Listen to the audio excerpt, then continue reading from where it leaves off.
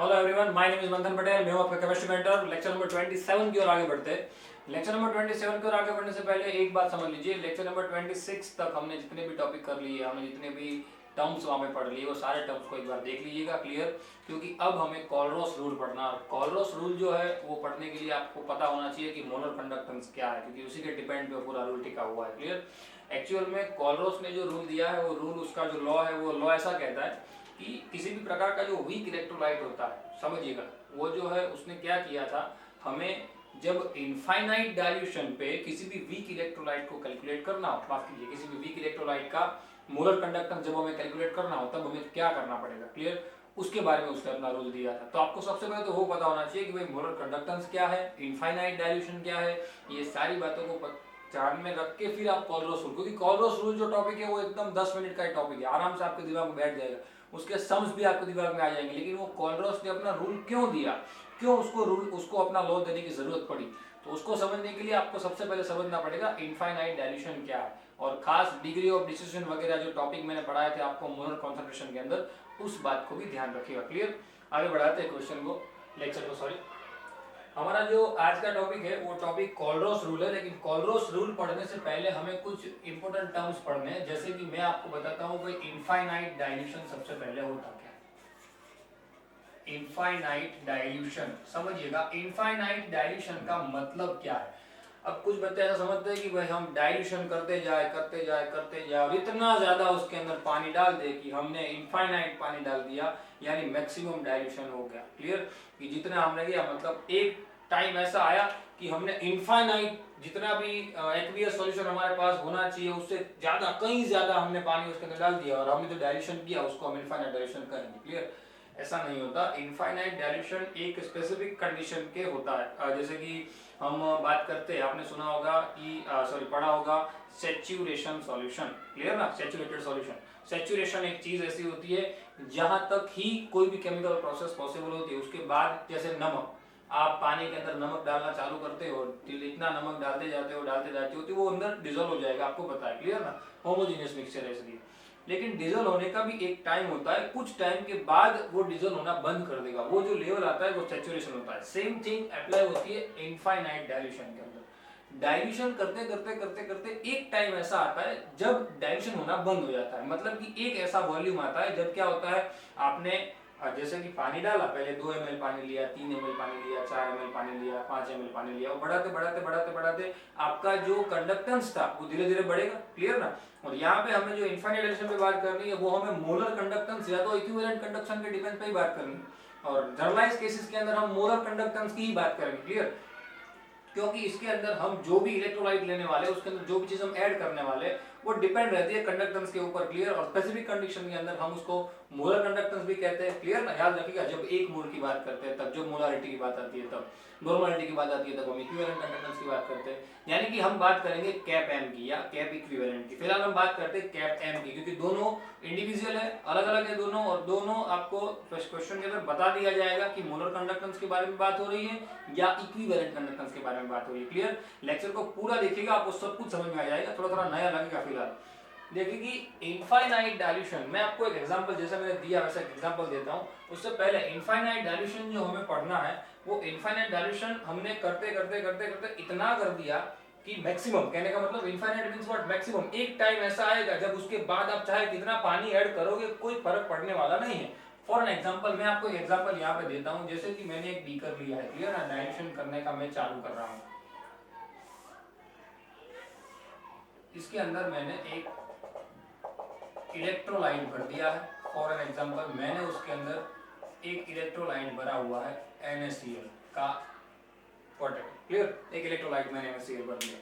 अब उस NaCl के इलेक्ट्रोलाइट के अंदर जब मैं डाइल्यूशन करना स्टार्ट करूंगा, समझना क्या करूंगा, जब मैं डाइल्यूशन करना स्टार्ट करूंगा मतलब एडिंग ऑफ वाटर, मैं पानी डालता जाऊंगा डालता जाऊंगा। मैंने एक, सबसे पहले मैंने जो हमारी स्पेसिफिक जो कंडीशन थी वो हमने बात करते हम, समझना, मैं इनफाइनाइट डाइल्यूशन के बाहर ब्रैकेट लिख रहा हूं, मतलब इसका मतलब ये नहीं है, पर मैं आपको समझाने के लिए ये लिख रहा हूं। चलिए मैं इसको नीचे लिखता हूं, वरना हमें मोलर कंडक्टेंस की बात करनी है। क्लियर।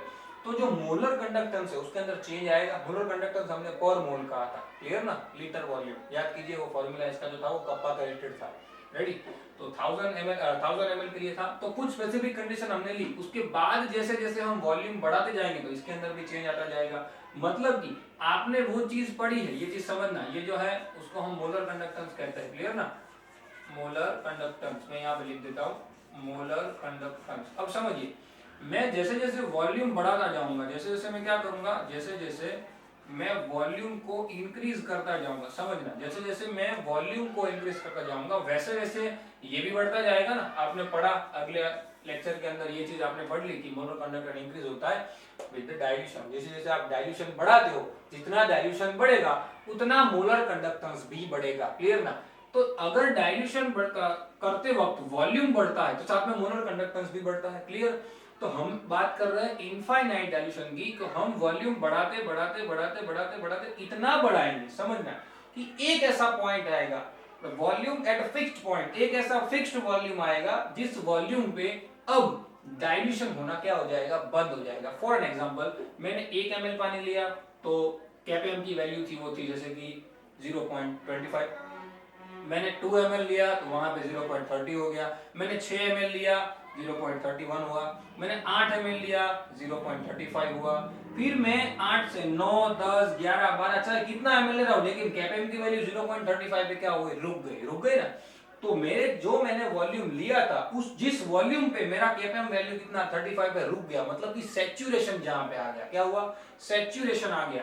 वॉल्यूम उसके अंदर इंक्रीज करते करते, इंक्रीमेंट करते करते क्या एक कंडीशन क्या आई, सैचुरेशन कंडीशन आ गई। यानी कि जिस कंडीशन पे सैचुरेशन आ गया, वॉल्यूम बढ़ाते बढ़ाते इतना बढ़ा दिया मैंने, इस कंडीशन कौन सी आ गई, समझना टर्म्स क्या कह रहा हूं मैं, क्या वॉल्यूम बढ़ाते बढ़ाते मैंने इतना बढ़ा दिया कि अब कंडीशन आ गई सैचुरेशन की। सैचुरेशन कंडीशन आ गई मतलब कि अब केपीएम की वैल्यू में कोई चेंज हो सकता नहीं।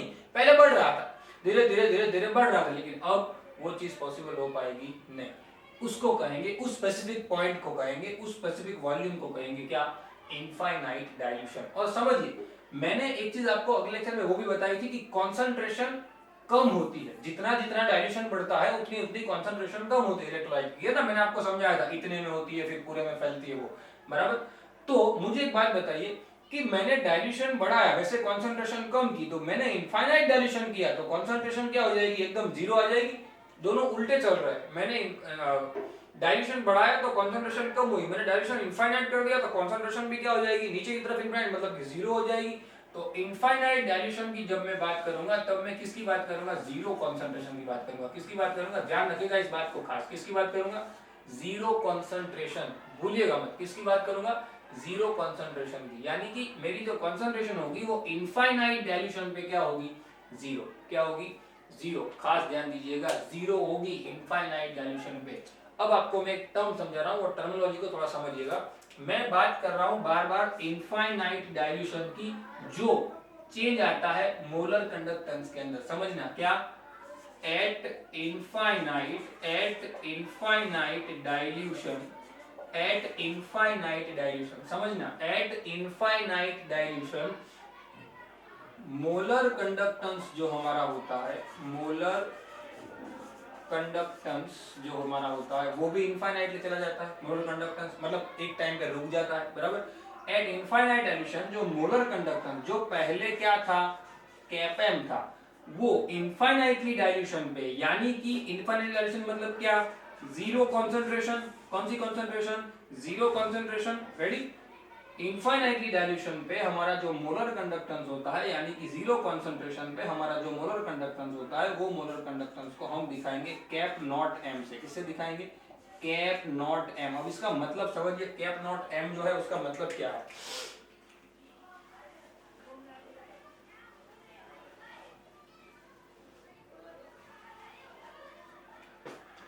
क्या, मोलर कंडक्टेंस, समझिए, मोलर कंडक्टेंस तो केपीएम कहते हैं, लेकिन molar conductance at infinite dilution, क्या, molar conductance at infinite dilution और molar conductance at zero concentration, उसको दिखाएंगे किससे, कैप नॉट एम से। किससे दिखाएंगे, कैप नॉट एम से, जिसको हम दूसरे एक नाम से भी बुलाते हैं, जिसको कहते हैं लिमिटिंग मोलर कंडक्टेंस, क्या, limiting limiting molar conductance sorry, limiting molar conductance. क्यों लिमिटिंग क्यों कह दिया भाई? लिमिट है ना, यहाँ पे हमने बोला कि भाई ये एक लिमिट तक बढ़ सकता है, ये जो है मोलर कंडक्टेंस कुछ लिमिट तक बढ़ सकता है, उसके बाद नहीं बढ़ेगा, चाहे आप कितना भी डाइल्यूशन कर दो। यानी कि लिमिटिंग मोलर कंडक्टेंस, यानी कि लिमिट पे जो मोलर कंडक्शन, एक फिक्स्ड लिमिट पे जो मोलर कंडक्टेंस होगा उसको हम क्या कहेंगे? Limiting molar conductance. समझना बहुत इजी है, एकदम इजी टॉपिक है, अगर दिमाग से चलोगे तो। क्या? लिमिटिंग मोलर कंडक्टेंस, जिसको हम किससे दिखाएंगे? कैप नॉट एम से। अब हम बात करते हैं हमारे कोलरॉस रूल की। कोलरॉस का रूल आया क्यों? कोलरॉस ने अपना जो लॉ दिया वो क्यों हुआ? एक्चुअल में हम जब कैप नॉट एम की कैलकुलेशन की बात करते हैं, किसकी बात करते हैं? Cap naught M. जब हम लिमिटिंग मोलर कंडक्टेंस को कैलकुलेट करना चाहते हैं तब हमारे पास दो चीजें वापस आ जाती है। हमने जो इलेक्ट्रोलाइट लिया है हम उसके लिए कैलकुलेट करेंगे ना, जो भी करेंगे सीधी बात है। तो ये जो इलेक्ट्रोलाइट हमने लिया है वो इलेक्ट्रोलाइट जो कि जिसकी हमें लिमिटिंग मोलर कंडक्टेंस यानी कि कैप नॉट एम की वैल्यू कैलकुलेट करनी है। पर ये तो हमारे पास मेनली कौन से टाइप के होते हैं? दो टाइप के होते हैं ना। ये जो है इसकी कैलकुलेशन हमें दो तरीके से करनी है, समझना। इसको जो हम कैलकुलेट करने वाले हैं, इसकी जो कैलकुलेशन है वो हम दो केस के लिए करेंगे। एक, जब हमारे पास जो इलेक्ट्रोलाइट है वो इलेक्ट्रोलाइट वीक होगा, मैंने आपको पहले सिखा दिया, क्लियर ना। एक होगा जब हमारे पास वीक इलेक्ट्रोलाइट होगा, और एक जब हमारे पास स्ट्रॉन्ग इलेक्ट्रोलाइट होगा, क्लियर ना। स्ट्रॉन्ग इलेक्ट्रोलाइट होगा और एक हमारे पास जब वीक इलेक्ट्रोलाइट होगा। रेडी? अब मैं आपको एक सीधी बात समझाता हूं। कोलरॉस ने अपना लॉ क्यों दिया? क्योंकि स्ट्रॉन्ग इलेक्ट्रोलाइट के लिए डिग्री ऑफ डिसोसिएशन की वैल्यू तो क्या थी? आपको याद होनी चाहिए 100%। मींस अल्फा क्या था? हम इसको 1 लिख सकते हैं, क्लियर ना। डिग्री ऑफ डिसोसिएशन जो था, डिग्री ऑफ डिसोसिएशन जो था वो कितना था? 100% था, याद होना चाहिए आपको। यानी कि अल्फा की वैल्यू क्या थी? 1 थी। किसके लिए? स्ट्रॉन्ग इलेक्ट्रोलाइट के लिए जो अल्फा था वो अल्फा की वैल्यू 1 थी। अब समझ, हम वीक इलेक्ट्रोलाइट और स्ट्रॉन्ग इसकी वैल्यू की बात कर लेते हैं। वीक इलेक्ट्रोलाइट के लिए जो डिग्री ऑफ डिसोसिएशन था वो क्या था? मच लेस 1 था ना, बहुत कम था। यानी कि अल्फा जो था, हम फिलहाल लेस देन 1 रखते हैं, मच लेस ही गिनिएगा, बहुत कम था, 0.1 वैल्यू आई थी, मैंने जो आपको एग्जांपल दिया था, क्लियर। 1 तो अल्फा यहाँ पे वीक इलेक्ट्रोलाइट के लिए जो है, वीक इलेक्ट्रोलाइट के लिए डिग्री ऑफ डिसोसिएशन बहुत कम रहता है 1 से। रेडी? यानी कि यहाँ पे डाइल्यूशन का चांस है। हमने क्या कहा था? डाइल्यूशन करते करते डिग्री ऑफ डिसोसिएशन, दो केस पढ़े थे, याद कीजिएगा। डिग्री ऑफ डिसोसिएशन के अंदर स्ट्रॉन्ग इलेक्ट्रोलाइट में कोई चेंज नहीं आता, वीक इलेक्ट्रोलाइट बढ़ता है ना। वीक इलेक्ट्रोलाइट के अंदर जो डाइल्यूशन हम जैसे जैसे करते हैं, तो डाइल्यूशन के साथ साथ जो weak electrolyte degree of alpha की वैल्यू होती है वो क्या होती जाती है? बढ़ती जाती है with the increment of dilution. यहाँ पे with the help of increment dilution कुछ होता नहीं है, क्योंकि यहाँ पे तो टूटने के लिए कुछ है ही नहीं, क्लियर। अब इसको एक्चुअल में ग्राफिकली मेजर किया गया। क्या किया गया? ग्राफिकली। समझिएगा, इसका जब ग्राफ जब ड्रॉ किया दोनों का, तब पता चला कि ये वाई जो है उसकी कैलकुलेशन जब हम करते हैं कैप नॉट एम की स्ट्रॉन्ग इलेक्ट्रोलाइट के लिए जब हम कैलकुलेशन करते हैं, तब ये तो ग्राफिकली सॉल्व हो जाता है। ये जो है वो ग्राफिकली आराम से सॉल्व हो जाता है, सॉल्व बाय ग्राफिकली, ये सॉल्व हो जाता है। यानी कि इसका जो आंसर है, इसकी जो कैलकुलेशन है, वो कैलकुलेशन कैप नॉट एम की कैलकुलेशन ग्राफिकली हम कर सकते हैं। किसके लिए? सिर्फ और सिर्फ स्ट्रॉन्ग इलेक्ट्रोलाइट के लिए। लेकिन वही चीज जब मैं बात करता हूं, वही ग्राफिकली मैं जब कैलकुलेट करने गया, किसका? वही ग्राफिकली जब मैं कैलकुलेट करने गया, किसको? वीक इलेक्ट्रोलाइट के लिए कैप नॉट एम की वैल्यू को, तब क्या हुआ? मेरा जो आंसर मुझे मिलना चाहिए वो ग्राफ से मुझे मिला नहीं। यानी कि उसको कैलकुलेट करने के लिए यहाँ पे कौन आए? कोलरॉस। कौन आए? कोलरॉस। याद रखिएगा, यहाँ पे कोलरॉस का लॉ है। समझ में आई बात? कोलरॉस का लॉ क्यों आया? टॉपिक बहुत छोटा सा ही है, पर मैंने क्यों आया ना वो आपको बता दिया, क्योंकि इसकी बहुत ही ज्यादा इंपॉर्टेंस है। समझिए, मैं आपको फिर से एक बार कोलरॉस, हमें अब कोलरॉस रूल पढ़ना है, क्लियर। ये दोनों ग्राफ मैं आपको बता देता हूँ क्यों है। ग्राफ आपको दिया है बुक में, लेकिन इतना डिटेल में नहीं है, फिर भी मैं आपको ग्राफ ड्रॉ करके बता देता हूँ कि यहाँ किस तरीके से ग्राफिकली आराम से सॉल्व हो जाता है, यहाँ क्यों सॉल्व नहीं हो पाता है। पहले समझ लीजिए, सॉल्व नहीं हो पाता इसलिए कोलरॉस का रूल आया। Kohlrausch law for weak electrolyte, ऐसा पूरा टॉपिक का नाम है, Kohlrausch law for weak electrolyte.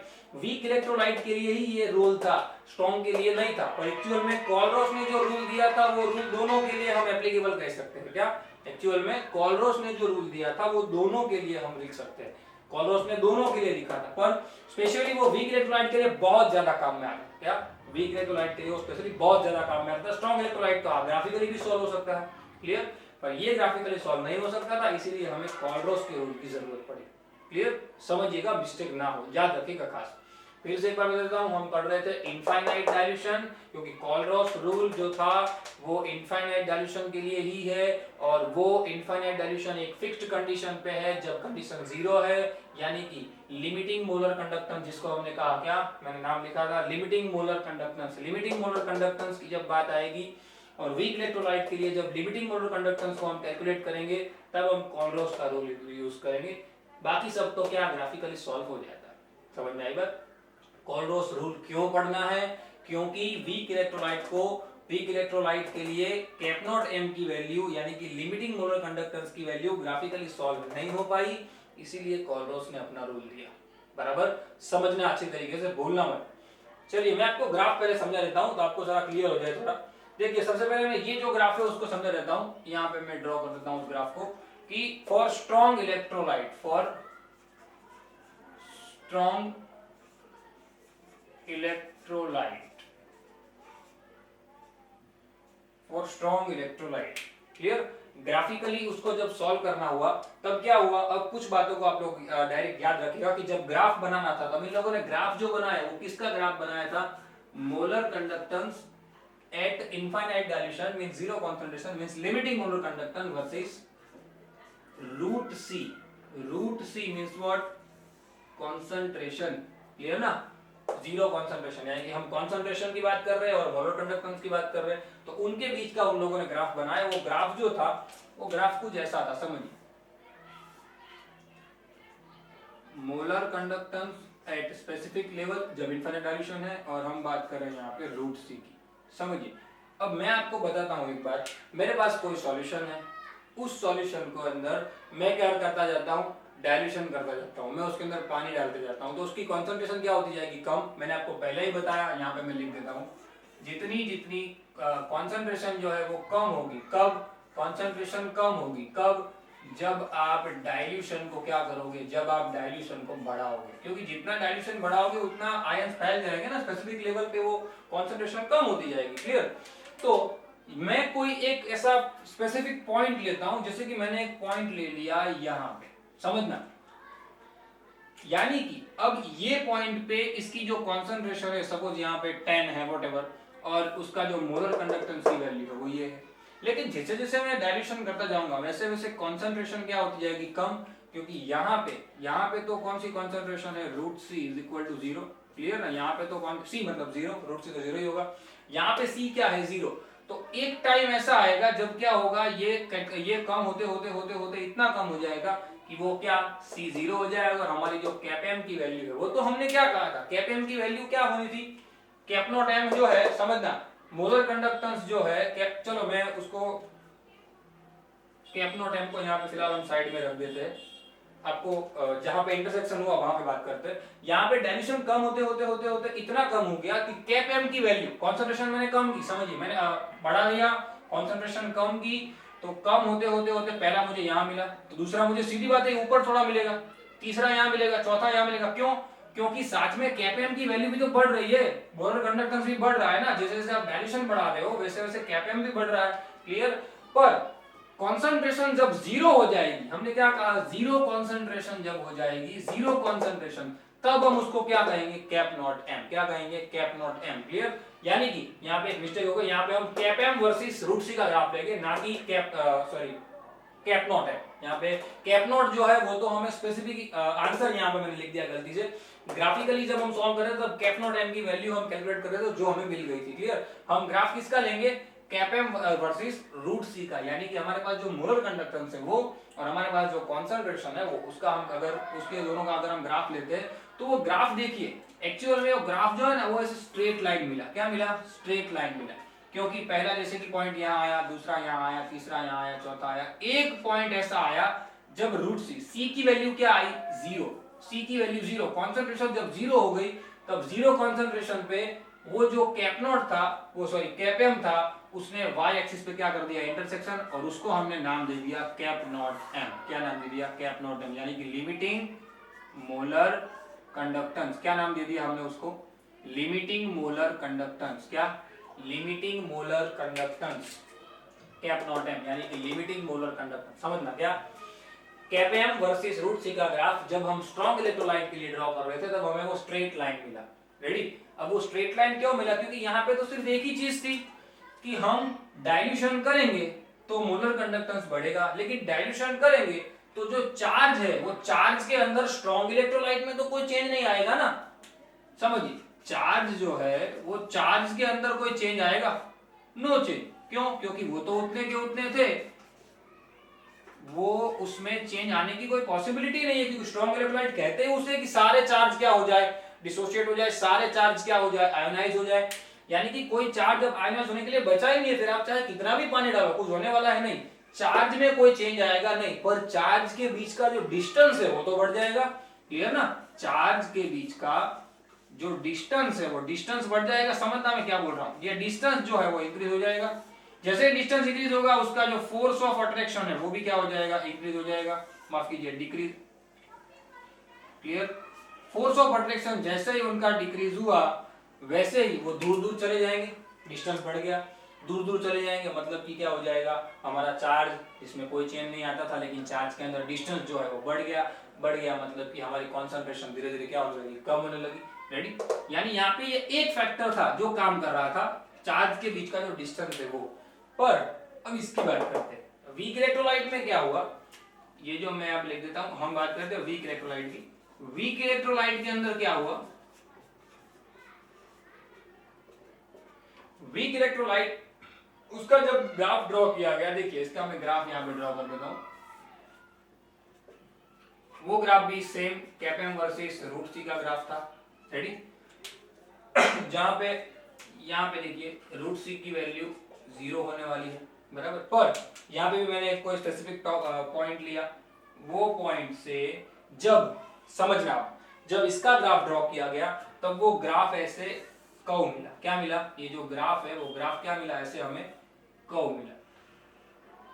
Ready, समझना ऐसा क्यों, देखिए मैं आपको समझाता हूं। वीक इलेक्ट्रोलाइट के लिए ये तो स्ट्रॉन्ग था, लेकिन वीक इलेक्ट्रोलाइट के लिए क्या बातें होती है, उनके चार्ज में भी क्या होता है, इंक्रीमेंट होता है with the help of dilution. जैसे जैसे हम डाइल्यूशन बढ़ाते हैं वैसे यहाँ पे तो कोई चार्ज में चेंज नहीं आता, पर यहाँ पे जो चार्ज है वो चार्ज में क्या आता है, इंक्रीमेंट आता है, यानी कि यहाँ पे तो चार्ज भी क्या होता है, बढ़ जाता है ना, यहाँ पे चार्ज बढ़ जाता है, सीधी बात है, चार्ज क्या हो जाएगा, यहाँ पे बढ़ जाएगा, यहाँ पे चार्ज बढ़ेगा और साथ में ये जो डिस्टेंस वाला जो फिनोमेनन है वो भी बढ़ जाएगा। क्लियर ना, यानी यहाँ पे क्या होगा, दो चीजें एक साथ चेंज होगी, इसके जो चार्ज के बीच का डिस्टेंस है वो भी बढ़ जाएगा और चार्ज भी बढ़ जाएगा, मतलब कि यहाँ पे जो ग्राफ मिलेगा उसके अंदर ड्रास्टिक चेंज आएगा, ये फटाक से सीधा ऊपर चला जाएगा।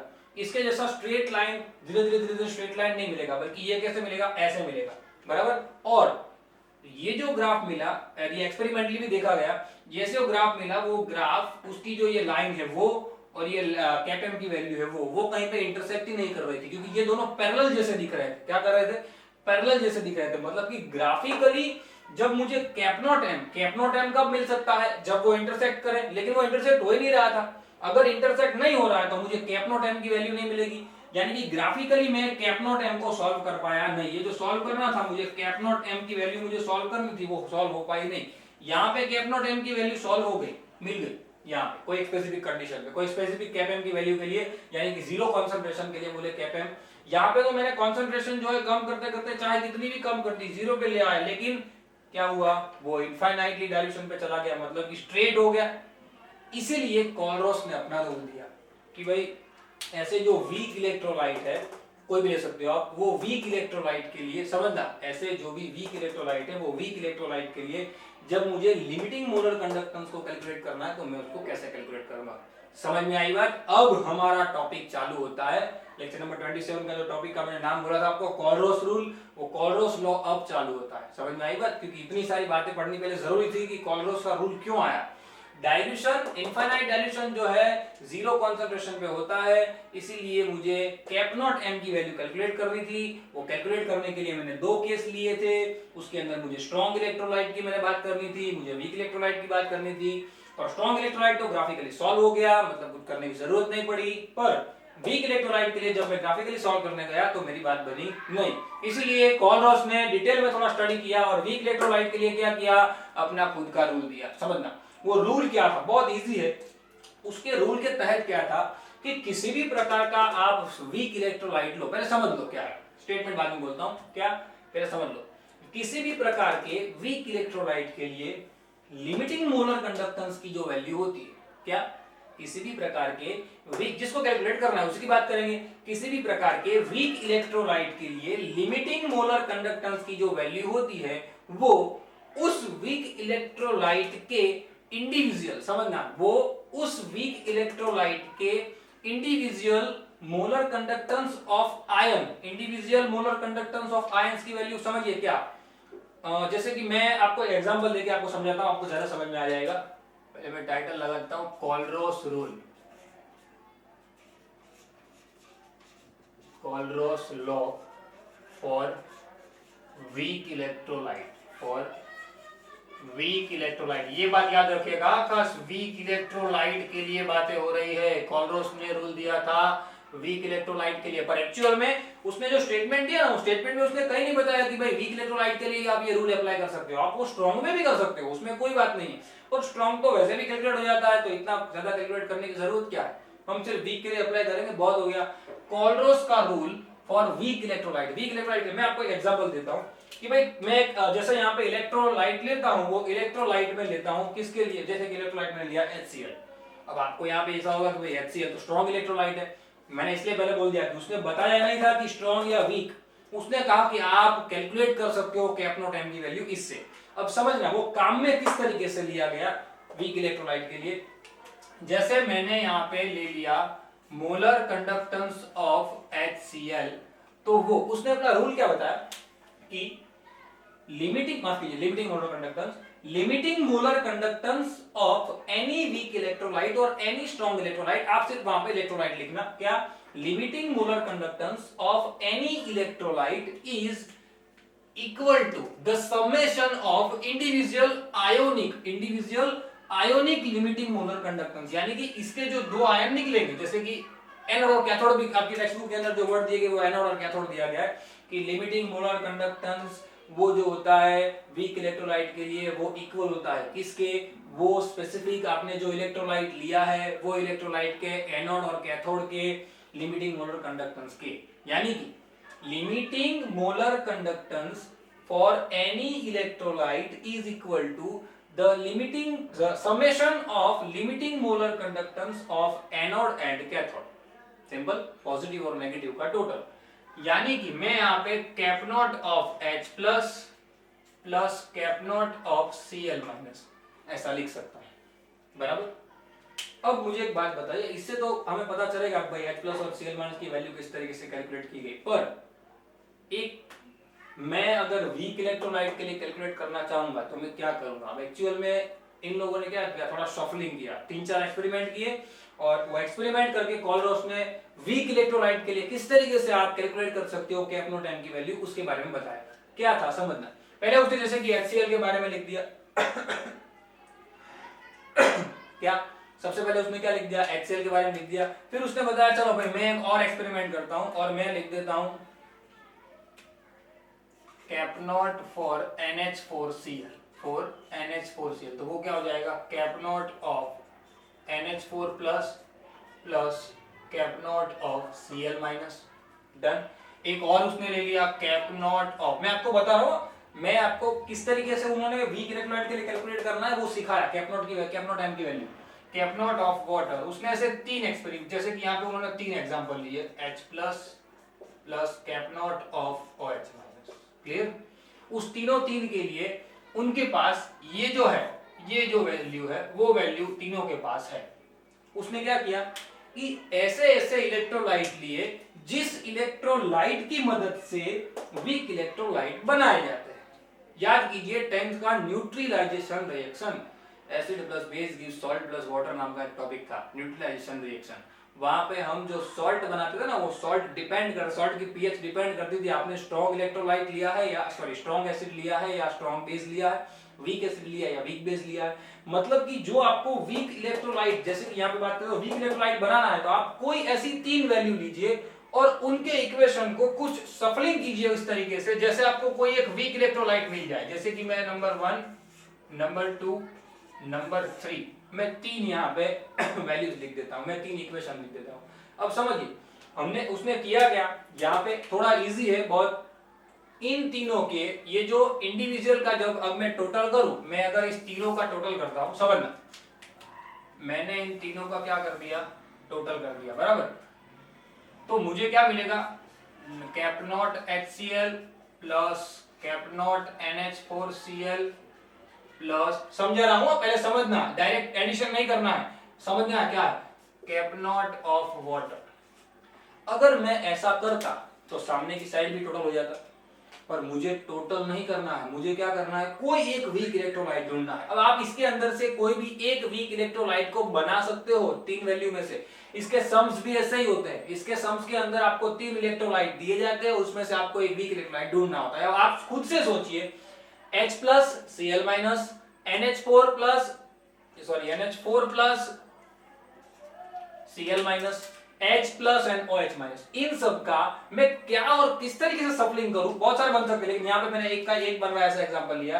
तो एक वीक इलेक्ट्रोलाइट बने तो देखिए ये आपको दिख रहा है NH4 plus and OH minus, उन दोनों का अगर मैं टोटल करवा दूं, क्या करवा दूं, उन दोनों का टोटल करवा दूं, तो मुझे cap naught of NH4 plus plus cap naught of OH minus is equal to cap naught of NH4OH, यानी कि एक इलेक्ट्रोलाइट के लिए जो कि वीक है ना NH4OH, वीक एसिड माफ कीजिए, वीक बेस है, आप जानते ही हो अमोनियम हाइड्रोक्साइड, तो इंस्टेड ऑफ वीक इलेक्ट्रोलाइट हुआ। तो NH4OH की जब मैं वैल्यू कैलकुलेट करूं तो मुझे बाकी सबको क्या करना पड़ेगा, उड़ा देना पड़ेगा। कैलकुलेशन के लिए मुझे उस तरीके से सफलिंग करना होगा जिस तरीके से क्या होगा, ये बाकी के जो भी है वो क्या हो जाए, उड़ जाए। पर मैं अगर टोटल करूंगा तो वो उड़ेंगे नहीं, मुझे चाहिए तो इन दोनों का इंसर्ट मुझे क्या चाहिए, टोटल चाहिए। तो समझ, बहुत इजी है। सफलिंग कैसे करेंगे, जैसे कि ये इक्वेशन नंबर 1 है, अच्छा माफ कीजिए 2 है, वो 2 को मैं 2 में से 1 को निकाल देता हूं। 2 में से अगर मैं 1 निकाल दूंगा तो ये दोनों माइनस हो जाएंगे कि नहीं, ये दोनों क्या हो जाएंगे, माइनस हो जाएंगे। समझना क्या कर रहा हूं, 2 में से मैंने 1 को निकाल दिया, मतलब ये दोनों क्या हो जाएंगे, माइनस हो जाएंगे। अगर माइनस हुए तो ये Cl माइनस और H प्लस, ये दो Cl माइनस वो तो कट गया, दो तो साइड में हट गए। अब बचा कौन, ये दोनों बचे NH4 प्लस और H प्लस। अब मुझे करना क्या है, इन दोनों का टोटल करना है और H प्लस की वैल्यू इस H प्लस के साथ कट करनी है। तो बहुत इजी है, पहले जब मैंने इसके साथ इसको सब्ट्रैक्ट किया फिर इसके अंदर से इसको निकाल दो, या तो इन दोनों को टोटल कर दो। बहुत इजी, क्या करो, इन दोनों का टोटल करके ऊपर वाला तीसरा उसमें से निकाल दो। इन दोनों, जिस दोनों को, सीधी बात, जिस दोनों को टोटल करना है, जिस दोनों जो हमें लाना है उन दोनों को टोटल कर दो। टोटल करेंगे तो ये दोनों प्लस में आएंगे, माइनस करके ये दोनों निकाल देंगे, खत्म हुई बात। यानी मैं क्या करूं, equation number 2 plus equation number 3, ये जो है वो 1 है, ये जो है वो 2 है और ये जो है वो 3 है। क्लियर, क्या किया मैंने, 2 प्लस 3 करूं और क्या कर दूं, 1 को उन दोनों में से निकालूं, minus cap naught of HCl, मैं उसमें से 1 को क्या कर दूं, निकाल दूं। पहले मैं इन दोनों का टोटल कर दूं, फिर उन दोनों का जो टोटल आएगा उसमें से 1 को निकाल दूं, तो अपने आप बन जाएगी बात। कैसे, देखो मैं कैलकुलेशन करके बताता हूं आपको। जैसे ये हमारी लेफ्ट हैंड साइड है, उसको मैं डायरेक्ट लिख दिया, अब मैं राइट हैंड साइड लिख रहा हूं। पहले क्या किया मैंने, इक्वेशन 2 और 3 को टोटल कर दिया, cap naught of NH4 plus plus cap naught of Cl minus plus, क्योंकि दोनों का टोटल किया है ना, cap naught of H plus plus cap naught of OH minus, minus ये दोनों, मतलब दोनों माइनस हो जाएंगे ना, ब्रैकेट डायरेक्ट ओपन कर रहा हूं, minus of cap naught of H plus minus of cap naught of Cl minus, यानी देखिए ये H minus Cl plus H और Cl जो प्लस थे वो दोनों उड़ गए, बचा कौन, NH4 प्लस और OH माइनस का टोटल, यानी कि ये इक्वल टू है, इक्वल टू के राइट हैंड साइड पे कौन आया, cap naught of NH4OH। Clear ना, सीधी बात है ना, दोनों का टोटल आया। पहले मैं टोटल दिखा देता हूं पहले आपको, cap naught of NH4 plus and cap naught of OH minus, simple.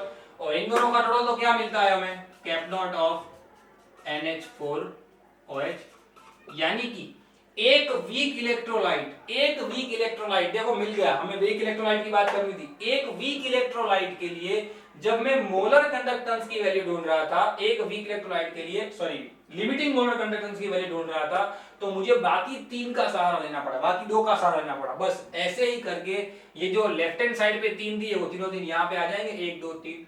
आपके क्वेश्चन में आपको ये 3 दिए होते हैं, आपको क्वेश्चन में कोई भी 3 इलेक्ट्रोलाइट दिए होते हैं और पूछा जाता है, समझना आपके क्वेश्चन में यहाँ पे 3 वीक इलेक्ट्रोलाइट कोई भी इलेक्ट्रोलाइट दिए होते हैं और उसमें से आपको एक वीक इलेक्ट्रोलाइट बनाना होता है। समझना क्या, कोई भी 3 इलेक्ट्रोलाइट देंगे उसमें से एक वीक इलेक्ट्रोलाइट बनाना होता है और इन तीनों की वैल्यू देते हैं, जैसे कि ये है 10, ये है 20, ये है 5, तो 10 प्लस 20 30 माइनस 5 25, जो इसकी वैल्यू आएगी वो 25 वैल्यू किसकी रहेगी, NH4OH की लिमिटिंग मोलर कंडक्टेंस की। सिंपल, पर ऐसे बनाना पड़ता है। और इसके लिए मैं आपको जब इसके साथ जो पीडीएफ सेंड कर रहा हूं वो पीडीएफ के अंदर मैं आपको इस उसके साथ होमवर्क भी एक दे रहा हूं, उसके अंदर मैंने ऐसे 2-3 क्वेश्चन लिए हैं, मैंने वैल्यू नहीं दी है उसमें, सिर्फ ऐसे 2-3 क्वेश्चन लिए हैं।